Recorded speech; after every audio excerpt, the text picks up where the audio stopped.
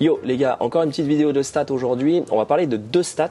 On va parler de la répartition de joueurs en rapport avec le score de golf. Donc combien de pourcentage de joueurs à travers le monde jouent au-delà de 100, combien de pourcentage de gens à travers le monde jouent dans le par. Donc voilà, je pense que vous avez compris l'idée. Et la deuxième stat dont j'avais envie de vous parler, c'était la vitesse moyenne de la tête de driver chez les hommes. Donc combien de pourcentage de personnes swing à 110 miles, combien de pourcentage d'hommes swing à 75 miles le driver. Donc voilà des petits stats intéressantes qui vont vous permettre de vous situer encore une fois dans votre golf. Allez, trêve de bavardage, on va commencer tout de suite par le score. Alors la première stat du coup ça va être la répartition des joueurs selon le score de golf. Donc comme vous pouvez le voir à l'écran, il y a 19,2% de la population qui score au-delà de 100. D'ailleurs petite anecdote des mœurs dans le golf, je sais pas si vous la connaissiez celle-là, mais un mec qui joue 101 par exemple, on dit qu'il a fait une dalmatienne. Voilà, les 101 dalmatiens. Bref, voilà, c'était juste pour pour la petite anecdote. Et il y a quand même du coup, si on y réfléchit, un joueur sur 5 qui joue au-delà de 100. C'est quand même beaucoup.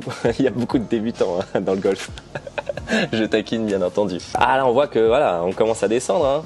La majorité des joueurs jouent entre 91 et 100. Il y a quand même la moitié des joueurs à travers le monde qui jouent entre 91 et 100. Donc est-ce que vous êtes dans cette moyenne ou pas? Je ne sais pas, dites-le moi dans les commentaires pour flatter l'algorithme. Et on voit qu'il y a autant de personnes, à 1% près, qui jouent entre 81 et 90. Donc il y a autant de personnes qui jouent au-delà de 100 que des personnes qui jouent entre 81 et 90. Ce qui me rassure sur le niveau golfique global du monde. Je suis vraiment un bâtard. Alors combien de pourcentage de joueurs jouent entre 72 et 80? Là ça commence à chuter drastiquement comme vous pouvez le voir à l'écran. Il n'y a que 8% des joueurs dans le monde qui sont capables de scorer entre 72 et 80. Et là forcément il y a un gros écrémage. Le break des 80 c'est un peu waouh, l'Eldorado pour beaucoup de joueurs de golf.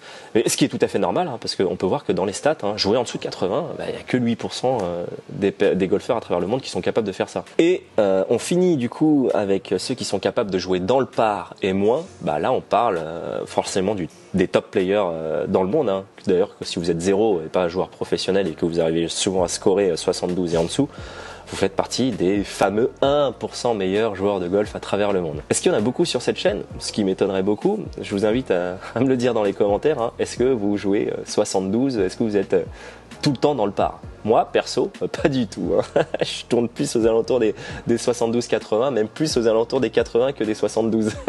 Stats suivantes. Là, du coup, on va parler de la vitesse moyenne de la tête de driver chez les hommes. À combien de miles elle arrive chez les hommes en moyenne. Donc on peut voir que la vitesse moyenne déjà, ce n'est qu'une moyenne encore une fois, mais la moyenne des hommes à travers le monde, ça tourne aux alentours de 93,4 miles. Alors 93,4 miles, pour vous donner des repères, parce que quand je vous balance 93 miles, ça veut rien dire pour la plupart des gens si vous n'avez pas de repères pour vous situer.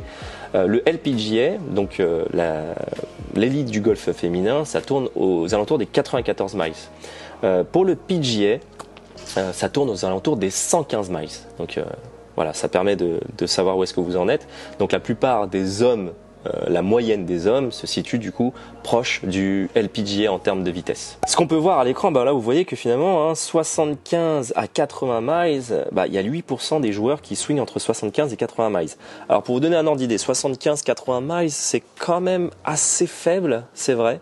J'en ai pas beaucoup en cours, mais je crois que l'optimum au carry pour un joueur qui swing à 75 miles, ça doit tourner aux alentours des 150 mètres au carry avec le driver. Voilà, je vous sors le truc de ma casquette, mais dans l'optimal carry, si vous êtes dans cette tranche-là, je crois que vous pouvez porter la balle dans le meilleur des cas avec le meilleur spin loft possible et le meilleur contact. Je crois que vous allez tourner aux alentours des 150 mètres. Je suis pas trop sûr de ce que je dis, mais là, je vous fais un truc un peu à la louche. Pourquoi je dis ça un peu à la louche? Parce qu'en gros, un mec qui va tourner à 94 de moyenne, vitesse LPGA, c'est un carry en moyenne à 200 mètres de portée.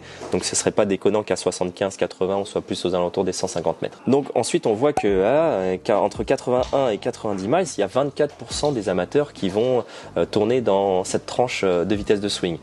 Pour vous donner un ordre d'idée, encore une fois, je sors ça de mon chapeau, mais à cette vitesse de club, entre 80 et 90, on va à peu près porter la balle à 175-180 mètres de carry. Si, encore une fois, le contact est parfait, le spin loft est parfait, parfait si tout est vraiment dans l'idéal au niveau de l'optimisation des données. Ensuite, on voit que finalement la moyenne des amateurs c'est plus aux alentours des 91 et 100 miles. Parce que ça commence à être pas mal, hein, 91, 100 miles. Comme on l'a dit sur les LPGS, c'est 94 miles, ça fait 200 mètres de portée. Si vous tournez aux alentours plus proches des 100 miles que des 90, à 100 miles, on commence à envoyer des balles, ça commence à porter à 210, 215 mètres. Hein, ça commence à être costaud, quoi. Donc on voit que en moyenne, la plupart des gens sont capables de porter la balle au-delà des 200 mètres, hein, chez les hommes quand même. Ensuite, je suis un peu étonné de cette stat, mais je trouve que c'est beaucoup. C'est que entre 101 et 110 miles, il y a quand même 21% des hommes qui sont capables d'accélérer la tête au-delà de 100 miles. 100 miles, ça commence à être costaud en termes de vitesse de swing. Moi, je le vois pas trop souvent personnellement en cours, mais entre 101 et 110 miles, là, on commence à envoyer des pralines. Hein. Et on voit que forcément, au-delà de 110 miles, là, ça commence à quand même être une sacrée vitesse de swing. Au-delà de 110 miles, il y a que 1% des joueurs qui sont capables de swinger son driver à plus de 110 miles. 110 miles, pour vous donner encore une idée de moyenne, en gros, Rory tourne aux alentours des 123 de moyenne. Bryson, je crois que c'est une moyenne de 130. Donc ouais, ça commence à envoyer des ogives. Là, on parle de carry à plus de 280 mètres.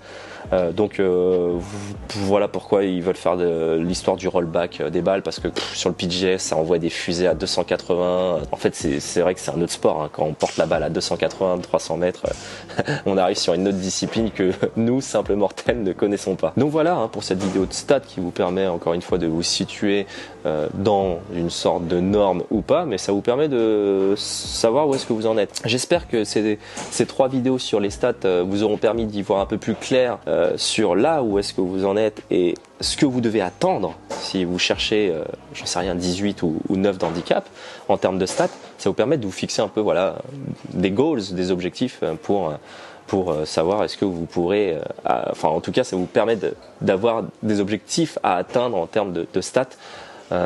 Pour arriver à ce niveau de jeu. Encore une fois, ce ne sont que des stats, hein, je le dis mais je le répète, ce ne sont que des statistiques. Je redonne mon exemple que j'ai dit sur la première vidéo. J'étais un très mauvais joueur de fer, je touchais que 4 greens en régulation quand je passais mon diplôme d'enseignant, alors que un mec qui est censé être à mon niveau de jeu va en toucher plus de la moitié.